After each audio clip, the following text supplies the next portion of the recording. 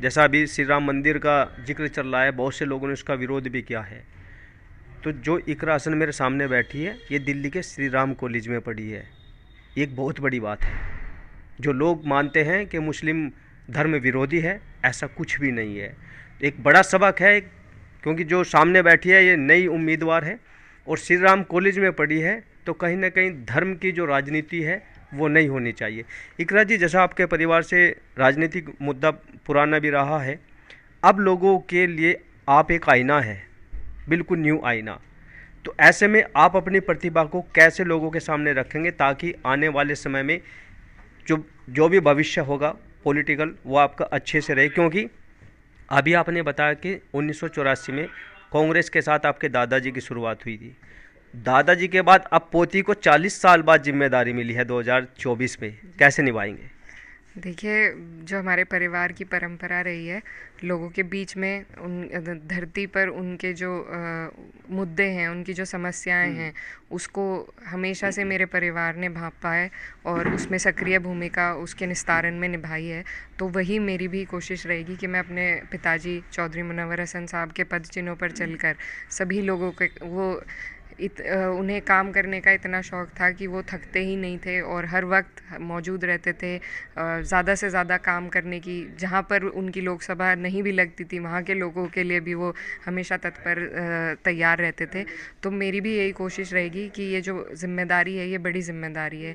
इसमें ये सेवा करने का एक मौका ऐसा है जिसे मैं गंवाना नहीं चाहती। और जिस तरीके से मेरे वालिद साहब ने की है, अब तक मुझे प्यार और मान सम्मान गुडविल पे मिला है, लेकिन अब मैं चाहती हूँ कि मैं कुछ करके दिखाऊं जिसके बिना पर मुझे ये प्यार और मान सम्मान मेरा बरकरार रहे। एक आखिरी सवाल आपसे कि रालोद अध्यक्ष जयंत चौधरी जी की शुभगांठ बीजेपी में जाने की बनी है। हालांकि अभी कोई औपचारिक घोषणा नहीं है, लेकिन अगर वो बीजेपी में चले जाते हैं तो क्या लोकसभा चुनाव में इस कैराना सीट पर कुछ फ़र्क पड़ेगा?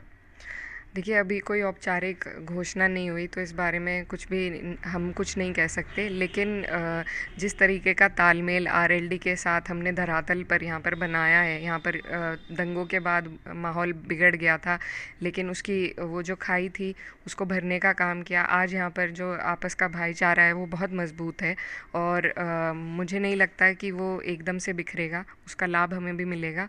और मुझे लगता है कि जैन जी भी कहीं ना कहीं अभी घोषणा नहीं हुई है, अगर होनी होती तो हो चुकी होती, तो मुझे लगता है वो भी हमारे बीच में वापस आएंगे और इस लड़ाई को मजबूती से लड़ने का काम करेंगे। अभी अभी अखिलेश जी का और कांग्रेस का गठबंधन हुआ था, इस बारे में क्या कहेंगे? जी, गठबंधन पहले से ही है। हमें तो जो सीट शेयरिंग का मामला चल रहा था वो ये तो देखिए, जब आपस में जो बातचीत होती है उसमें मीडिया तूल दे देती है, वरना गठबंधन था, है और रहेगा। और बस जो तय होनी थी बातें सीट्स को लेकर थी, अब मेरे हिसाब से वो भी क्लियर हो गई हैं। तो गठबंधन में कोई तोड़फोड़ नहीं थी इस तरीके से। गठबंधन मजबूत है और मजबूती से ही चुनाव लड़ेंगे हम। धन्यवाद हमसे बात करने के लिए। देखिए, इस वक्त मैंने कैराना लोकसभा सीट से सपा उम्मीदवार इकरा हसन से बात की है और उन्होंने साफ तौर पे ये कहा है कि जो भी समाज के मुद्दे होंगे उनको लगातार उठाती रहेंगी, क्योंकि राजनीतिक घराना पुराना रहा है और कहीं ना कहीं जो दादा परदादा और माता पिता रहे हैं, उनकी जो राजनीतिक है, उनकी जो छवि राजनीति में रही है, उनको भी निखारने का काम किया जाएगा। शामली से अपने सहयोगी सालिम के साथ अमित शर्मा, न्यूज़ 24। नमस्कार, मैं हूं मानक गुप्ता। अगर आपको हमारा ये वीडियो पसंद आया हो तो इसे लाइक और शेयर जरूर करें और हाँ, हमें सब्सक्राइब और फॉलो करना ना भूलें ताकि आप देश और दुनिया की कोई खबर मिस ना करें। तो जुड़े रहिए हमारे साथ और देखते रहिए न्यूज़ 24।